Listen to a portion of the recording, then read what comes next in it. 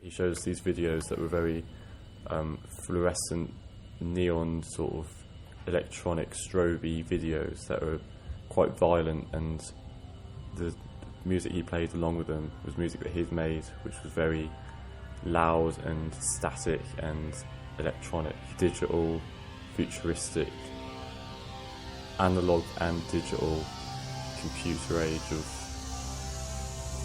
these sort of violent colours between music and art, and musicians and artists who have sort of bridged the gap between those two. So like we talked about Ram LZ, who was a DJ but then in the 70s and then started like his own philosophy and created his own gods that he made artworks from. So that inspired my work a lot. Look how many dots there are. I think this is where Jesse Ryan's work was. And it was like these huge pottery ceramic works. And I think this one was called Still Life. And it was like loads of pots, and then it had like a Sports Direct mug that was here. I miss the British Art Show. I miss the British Art Show. I miss the British Art Show. I miss the British Art Show. I miss the British Art Show. I miss the British Art Show. I miss the British Art Show. I think because it was such a collective of work, it was nice to be able to compare each week each artist against the other in a sense. Like, not really necessarily who was better, but you just got to see such a variety in work, which was something really nice. And it was at our doorstep as well, so we could come and look at their artwork after hearing them talk about their artwork. So that was different for us. I think it's more exciting commissioning it just for the show. Yeah, no, it's way more exciting. The Jessica War Boys. I guess that's why it's quite weird, because there was no theme, so it was meant to be. Well, there was. There was a a crafty theme. kind of thing, wasn't it? But it didn't really. Was there meant to be like a theme in each room?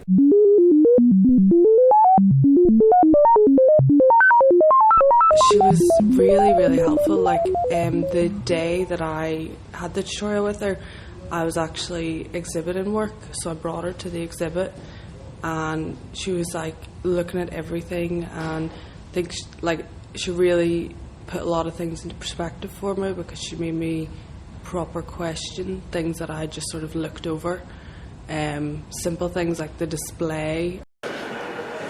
In here, which is the Henry Moore Lecture Theatre, we had the British Art Show. We had the British Art Show artists. Thank you. It's absolutely fantastic to see so many people here this evening. And I'm delighted to welcome you to Leeds Art Gallery. I'm Sarah Brown, Curator of Programme here. And this is the first of a series of Tuesday talks that we are working with Leeds Beckett University, have supported us to organise. And my colleague Jane Boyru has worked with Marion and Harold to put together. And I want to say thank you very much. And I also want to say thank you to Lydia and Ryan, who have very kindly agreed to take valuable time out, because as many of you know, we aren't open yet. We open on Friday.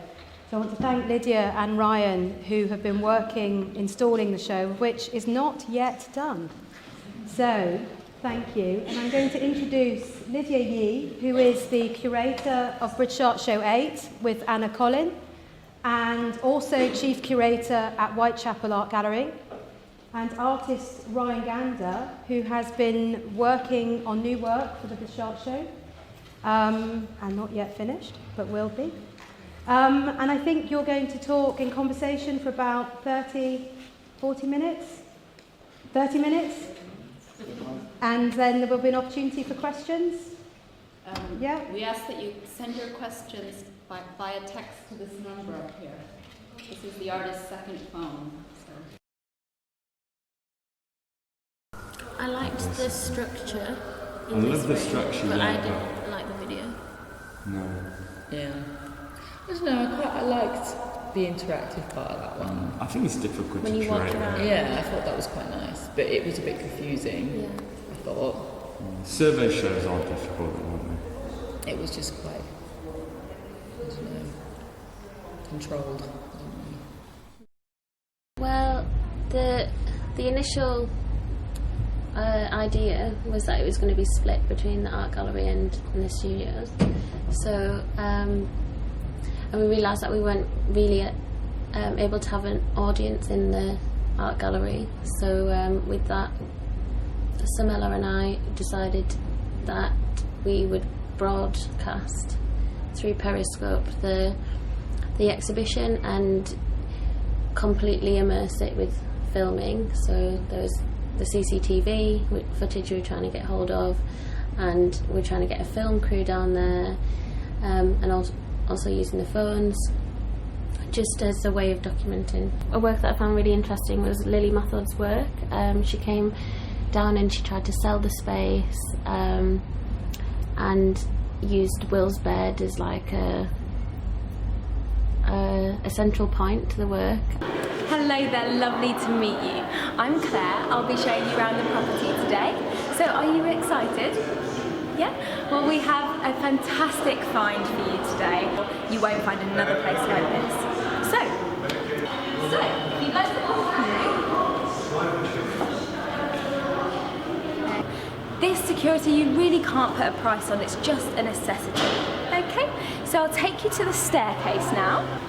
So, this staircase elegantly leads you into the heart of the home. Okay? It dominates the space as a whole, and with the vintage feel, it really gives the place character. Okay, so if you want to follow me. But this is a prime, perfect living space. Okay, so as you can see, this is a fitting environment for socialising with the property. However, if you did decide to sign today, okay.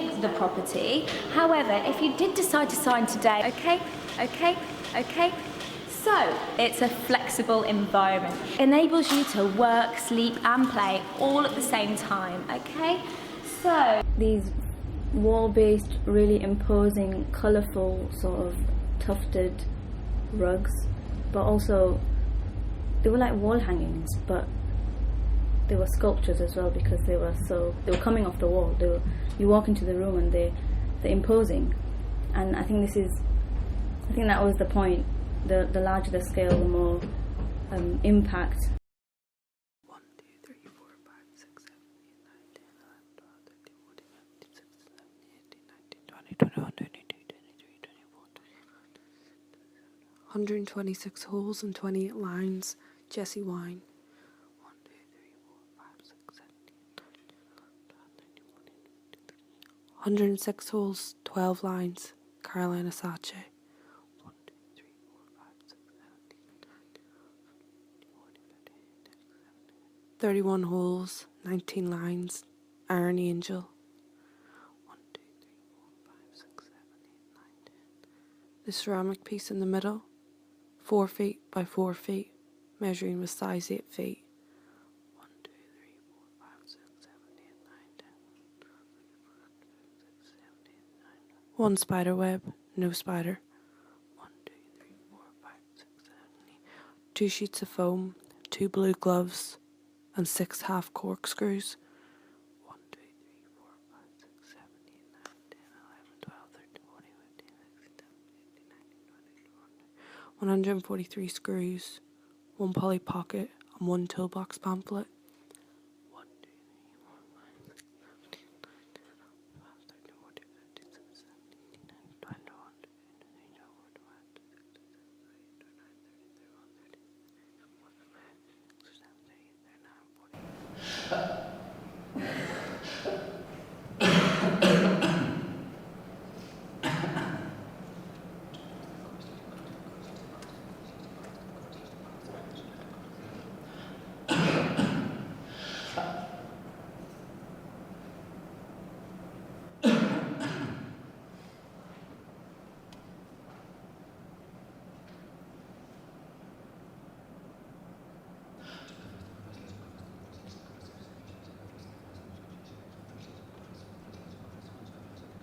4.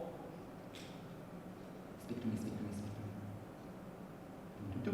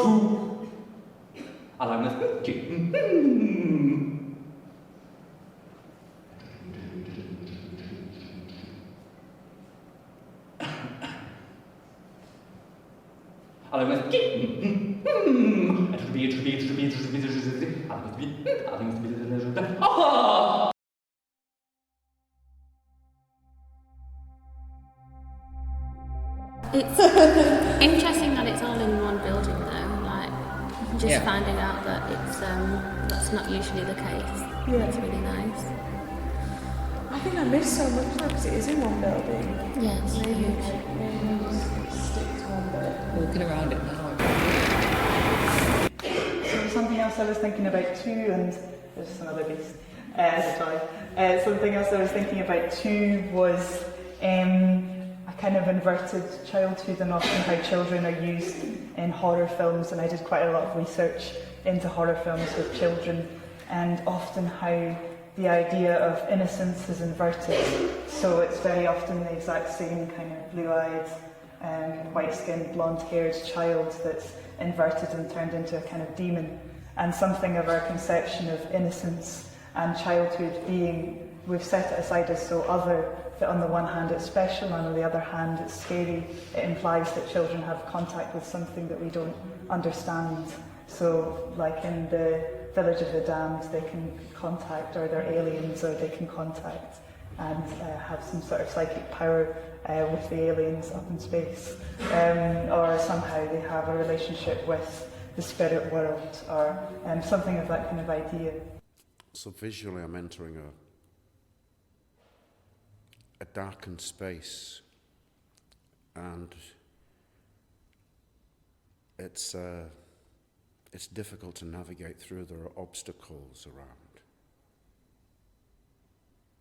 Immediately on the floor is a screen depicting some strange goings on. The edges of the screen are sharp. They're at my knee height. It's dark. The screen's dark. The edges, they're sharp. And I'm wandering around this darkened space, and I'm feeling kind of lost and confused, and I see a man who's more confused than I am.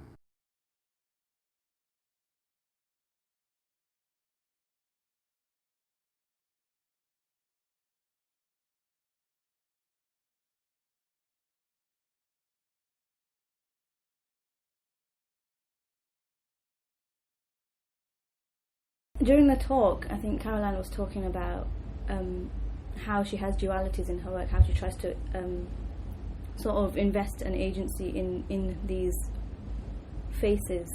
And she talked a lot about the subject and the object, and this is something that I was sort of interested in my own work. And so kind of this junction between us and the work, and where we meet the work, that interface.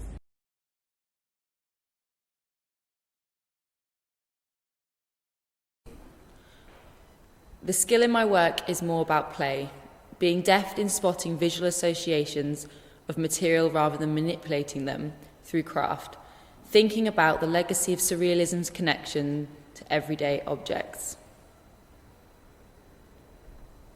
And we talked about how when two bodies meet, it's temporary, it's sort of fleeting and in the moment, but then the object that's created from that sort of lives on forever, and sort of when you make it into ceramic or when you fire it, and it sort of goes through this process, and then it becomes an object that can sort of gather a patina over time, sort of traces of being handled, sort of our human impact. There are some screens on the wall on objects, and that was also what I was sort of to depict in some words. I don't understand the language. It's foreign to me. And behind me now, where I'm sitting, as a projection onto the wall, it looks initially like it's a river.